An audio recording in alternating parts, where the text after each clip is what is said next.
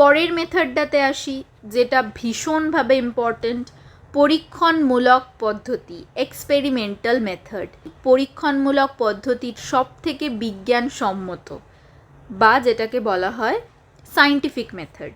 এই এক্সপেরিমেন্ট শব্দটাও আবার ল্যাটিন শব্দ থেকে এসছে, এক্সপেরিমেন্টাম থেকে, যার অর্থ কি? ট্রায়াল, ট্রায়াল বা টেস্ট। পরীক্ষণমূলক পদ্ধতিতে আমরা কৃত্রিমভাবে কোনো মানসিক প্রক্রিয়াকে সৃষ্টি করি এবং সেটাকেই পর্যবেক্ষণ করার চেষ্টা করি। স্টাউটের এখানে একটা কথা আছে পরীক্ষণ পদ্ধতি নিয়ে, যেটা হলো পরীক্ষণ পদ্ধতি হলো সেই অবস্থায় পর্যবেক্ষণ যা আমরা নিজেরাই পূর্ব থেকে তৈরি করে রেখেছি, অর্থাৎ যেটা আমরা আর্টিফিশিয়াল ল্যাবে পরীক্ষণ পদ্ধতিটা অ্যাপ্লাই করছি। পরীক্ষণ পদ্ধতি কিভাবে হয়, কতগুলো আমাদের চল আছে, এই জিনিসগুলো আমরা জানবো। তার আগে চলের ব্যাপারে একটা বিশেষ ধারণা দেব, আর আমি পুরোটাই বোঝাবো একটা এক্সাম্পলের মাধ্যমে। ধরো আমরা একটা পরীক্ষা করতে চাই, যেখানে আমরা দেখতে চাইছি যে যদি ব্রেক দিই আমরা পড়াশোনার মাঝে, তাহলে সেটা এক্সাম স্ট্রেসের জন্য বা পারফরমেন্সটা আমাদের কতটা ভালো করছে। তাহলে আমরা এখানে দুটো গ্রুপ নিচ্ছি, গ্রুপ 1 আর গ্রুপ 2। গ্রুপ 1-এ আমরা 10 জনকে রাখছি আর গ্রুপ 2-তেও আমরা 10 জনকে রাখছি। এবার আমরা গ্রুপ 1-এ যারা আছে তাদেরকে মেনলি কোনো রকম ব্রেক দিচ্ছি না।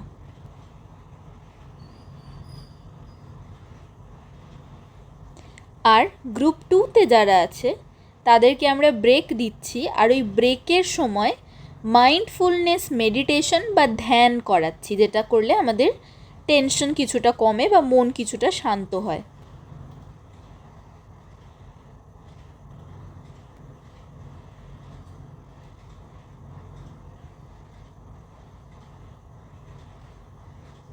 তাহলে আমাদের এক্সপেরিমেন্টের টপিকটা কি সেটা একবার লিখব। তাহলে গ্রুপ 1 যারা, তাদেরকে আমরা কোনো রকম ব্রেক দিচ্ছি না, তারা সব সময় প্রায় পড়াশোনা করছে। আর গ্রুপ 2-দের আমরা ব্রেক দিচ্ছি এবং সেই ব্রেকের সময়টাতে ওদেরকে ধ্যান করাচ্ছি, মাইন্ডফুল মেডিটেশন, যাতে মন শান্ত হয়। এবার এখানে আমরা দেখতে কি চাইছি, পরীক্ষার পীড়ন বা চাপ বা কোনো স্ট্রেস নিচ্ছে কিনা পরীক্ষার আগে, আর তার ফলাফলটা ভালো হচ্ছে কিনা যদি আমরা ব্রেক দিই, বিরতি দিই তার জন্য। এবার এখানে চল যেগুলোকে বলা হয় সেগুলো কি, আর এখানের মধ্যে কতগুলো চল আছে সেগুলো আমরা জানব। প্রথমেই বলি চল কি। এখানে চল বলতে পরীক্ষণ পদ্ধতিতে দুটো বিষয় বা উপাদানের মধ্যে এটা দেখা হয় যে তাদের একটা উপাদান অন্য উপাদানের ওপর কতটা প্রভাব ফেলছে।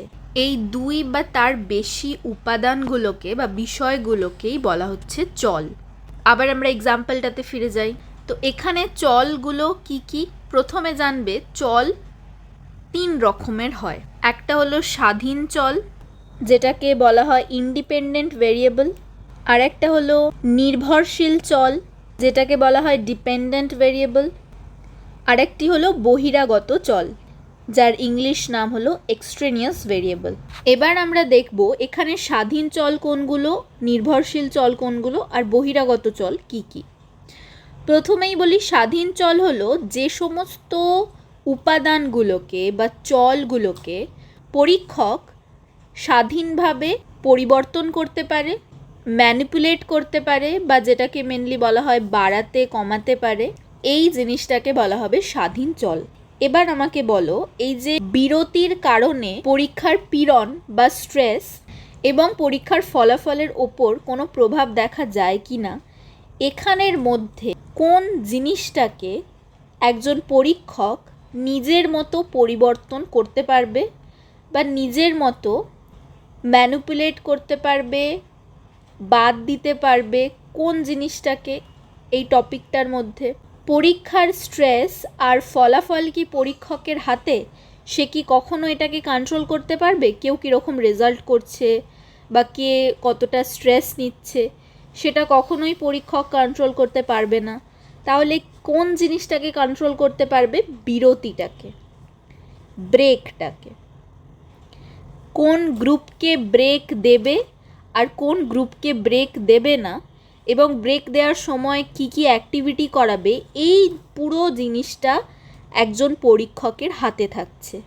তাহলে পরীক্ষক নিজের ইচ্ছে মতো চেঞ্জ করতে পারছে, ম্যানিপুলেট করতে পারছে বিরতিটাকে। তাহলে এখানে বিরতিটা হলো স্বাধীন চল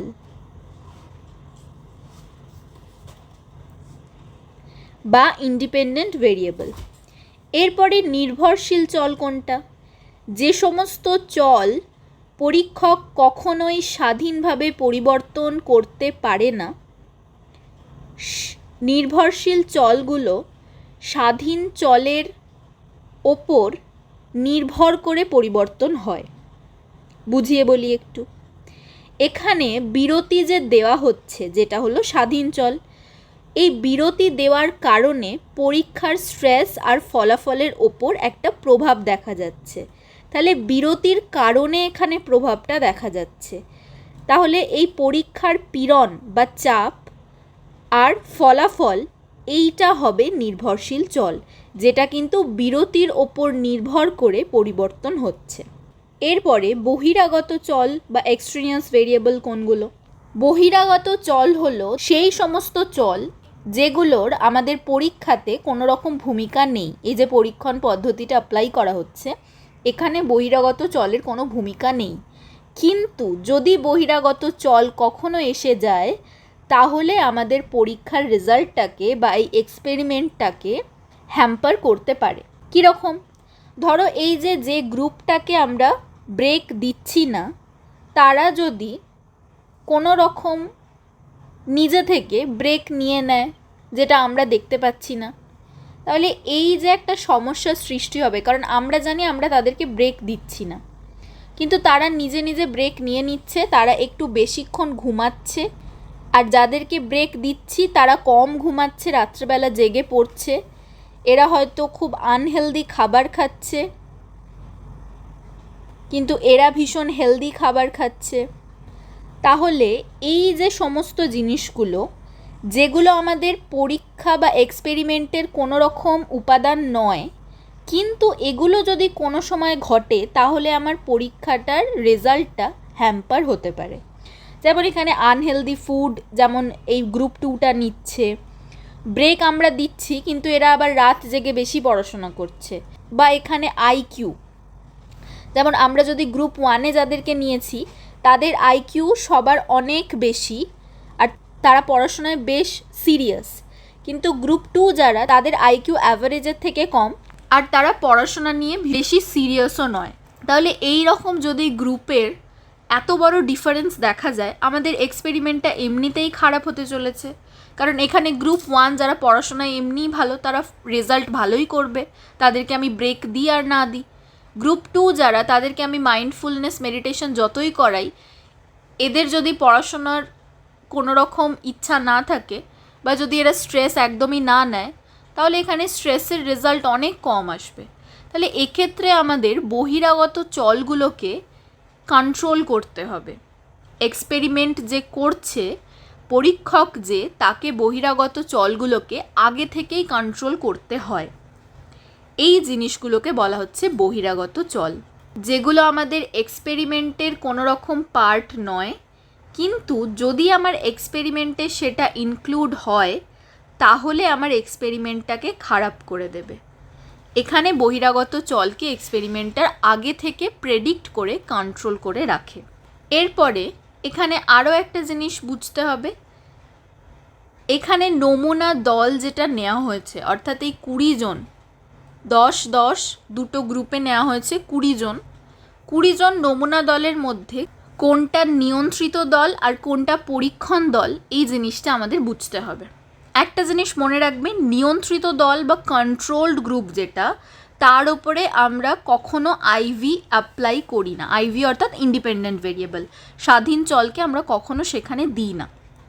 তাহলে নিয়ন্ত্রিত দল এখানে কোনটা, যেখানে আমরা স্বাধীন চলকে ব্যবহার করিনি, যাদেরকে আমরা কোনো রকম বিরতি দিইনি? গ্রুপ 1, এদের ওপর আমরা কোনো স্বাধীন চল ব্যবহার করিনি, নো ব্রেক, এদেরকে কোনো ব্রেক দেওয়া হচ্ছে না। তাহলে এই গ্রুপটাকে বলা হবে নিয়ন্ত্রিত দল, যাদের ওপর আমরা কোনো রকম স্বাধীন চল ব্যবহার করব না। এর পরের গ্রুপ যেটা, যাদের ওপর আমরা স্বাধীন চলকে ব্যবহার করছি, যাদের ওপর আমরা অ্যাকচুয়াল এক্সপেরিমেন্টটা করছি, সেই দলটাকে বলা হবে পরীক্ষণ দল। তাহলে এখানে গ্রুপ 2টা হলো আমাদের পরীক্ষণ দল। এবার এটা প্রশ্ন হতেই পারে, নিয়ন্ত্রিত দলটার তাহলে আবার দরকার কিসের? আমরা তো এক্সপেরিমেন্টটা যাদের উপর করছি গ্রুপ 2টা নিলেই শুধু হয়ে যায়। দুটো দলের মধ্যে তুলনা করলে তবেই তো বুঝতে পারবো যে যাদেরকে বিরতি দেওয়া হচ্ছে তাদের আদেও পরীক্ষার স্ট্রেস কমছে কি না, আর যাদেরকে কোনো বিরতি দেওয়া হচ্ছে না তাদের স্ট্রেস কতটা থাকছে পরীক্ষার সময়। এই জিনিসটা আমরা বুঝতে পারবো। পরীক্ষার রেজাল্ট দুটোকে কম্পেয়ার করে আমরা বুঝতে পারবো। এই কারণ দুটো দলই কিন্তু পরীক্ষণমূলক পদ্ধতিতে ভীষণভাবে প্রয়োজন। গ্রুপ 2-এর বেশি থাকতে পারে পরীক্ষণমূলক দলে, কিন্তু একটা গ্রুপের ওপর আমরা কখনো পরীক্ষা করি না। দুটো গ্রুপ মিনিমাম রাখতে হয়, যেখানে একটা হয় নিয়ন্ত্রিত দল আর একটা হয় পরীক্ষণ দল। নিয়ন্ত্রিত দলের ওপর আমরা কোনো রকম স্বাধীন চল ব্যবহার করি না, আর যেটা পরীক্ষণ দল তাদের ওপরে আমরা স্বাধীন চল দিয়ে দুটো দলের মধ্যে তুলনা করে দেখি নির্ভরশীল চলের কতটা পরিবর্তন ঘটছে। আমি স্ক্রিনের ওপরে একটা এক্সপেরিমেন্ট দিয়ে দিচ্ছি, তোমরা এখান থেকে কোনটা স্বাধীন চল আর কোনটা নির্ভরশীল চল সেই দুটোকে আইডেন্টিফাই করে আমাকে কমেন্ট বক্সে লিখে জানাবে। আমি সেখানে বুঝতে পারবো তোমরা কতটা বুঝতে পেরেছো এই কনসেপ্টটা।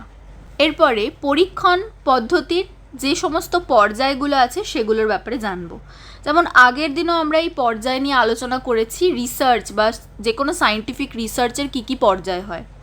আজকে শুধু জানবো পরীক্ষণমূলক পদ্ধতির পর্যায়। প্রথম যে স্টেপটা সেটা হলো সমস্যা নির্বাচন করতে হবে আর চিহ্নিতকরণ করতে হবে।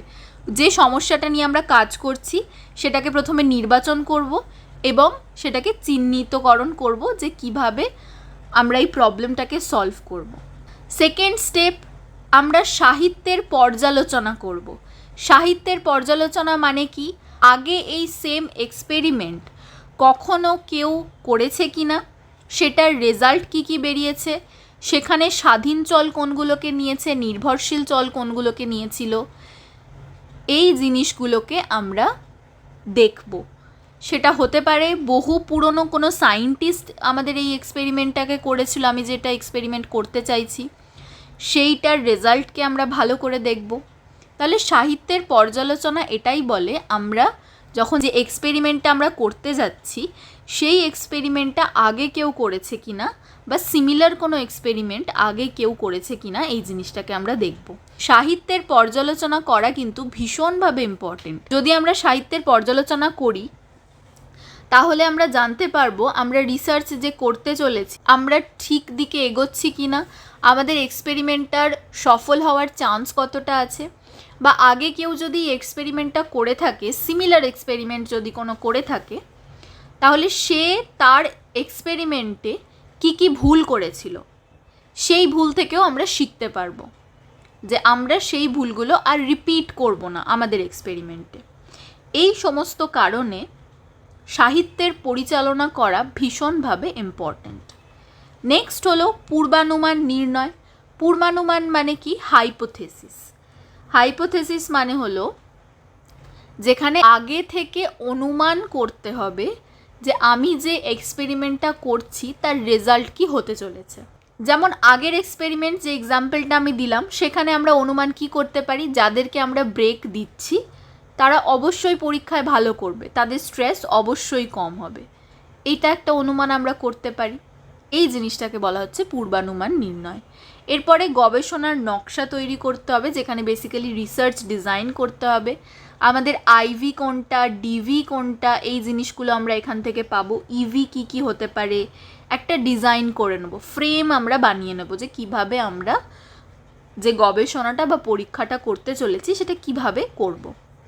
এরপরে কার্যপ্রণালী বা প্রসিডিওর, এখানে আমরা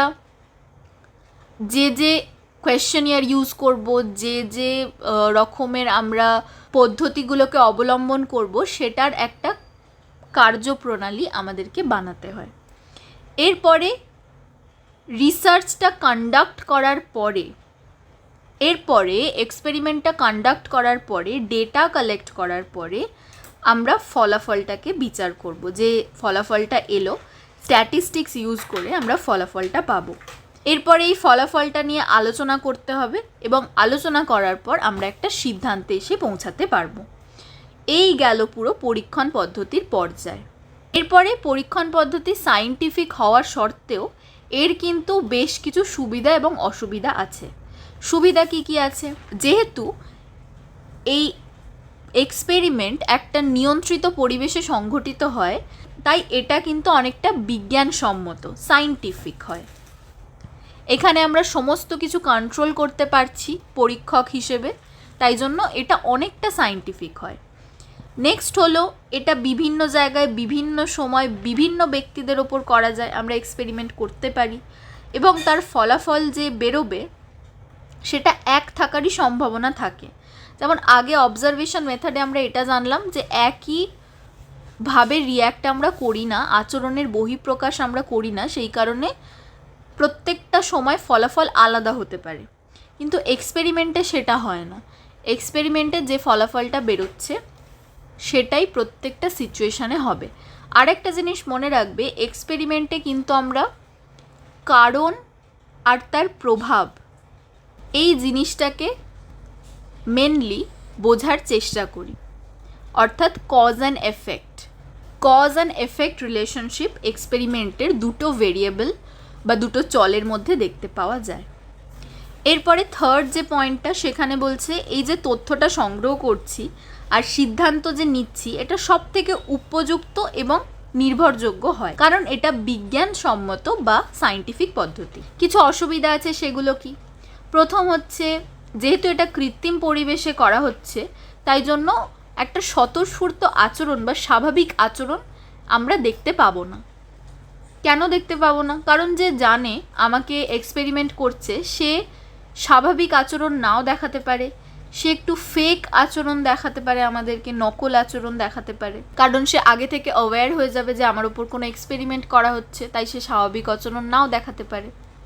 তো এর জন্য ইকোলজিক্যাল ভ্যালিডিটি বা পরিবেশগত বৈধতা হ্রাস পায় অনেক। পরবর্তী অসুবিধা হলো, পরীক্ষা ক্ষেত্রে পরিবেশে যে সকল বহিরাগত চল আছে সেগুলোকে কিন্তু শনাক্ত করা সবসময় যায় না, তার জন্য এক্সপেরিমেন্টারকে ভীষণ এক্সপার্ট হতে হয়।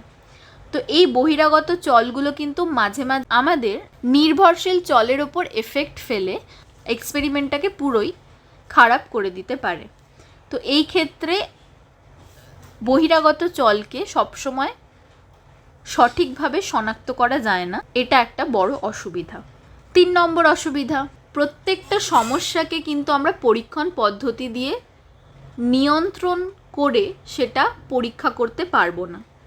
যেমন আমরা যদি কখনো এটা দেখতে চাই, বিবাহ বিচ্ছেদ হলে একটা মানুষের সোশ্যাল লাইফে কতটা এফেক্ট ফেলে সেটা, এই জিনিসটা আমরা কখনোই এক্সপেরিমেন্টের মাধ্যমে করতে পারবো না। কেন পারবো না? কারণ আমরা কি প্রত্যেকটা মানুষের বিবাহ বিচ্ছেদ করিয়ে দেখব যে তাদের সোশ্যাল লাইফ কতটা এফেক্ট ফেলছে? সেটা তো কখনোই সম্ভব না। এই কারণে অনেক সমস্যা যেগুলো আছে সেগুলো আমরা কখনো এক্সপেরিমেন্ট করে দেখতে পারি না। কারোর সাথে ঘটেছে তাদেরকে আমরা অবজার্ভ করে বুঝতে পারি, অবজার্ভ মানে পর্যবেক্ষণ পদ্ধতি, কিন্তু কখনোই আমরা এই সমস্ত বিষয়ে পরীক্ষণ পদ্ধতির অ্যাপ্লাই করতে পারবো না। 4 নম্বর এবং শেষ অসুবিধা, পরীক্ষণ কার্য করতে গেলে অনেক সময় ব্যয় হয় এবং টাকা পয়সাও অনেক ব্যয় হয়, কারণ এটার জন্য একটা প্রপার সেটআপের প্রয়োজন হয়, একটা আর্টিফিশিয়াল এনভায়রনমেন্ট ক্রিয়েট করতে হয়, ল্যাবের প্রয়োজন হয়। তো এই কারণে পরীক্ষণ পদ্ধতি কিন্তু অনেক সময়সাধ্য এবং ব্যয়বহুল। আজকের ক্লাসটা এই অবধি থাকলো। নেক্সট ক্লাস খুব তাড়াতাড়ি আসছে। তো অবশ্যই আমার চ্যানেলটাকে সাবস্ক্রাইব করে রাখবে।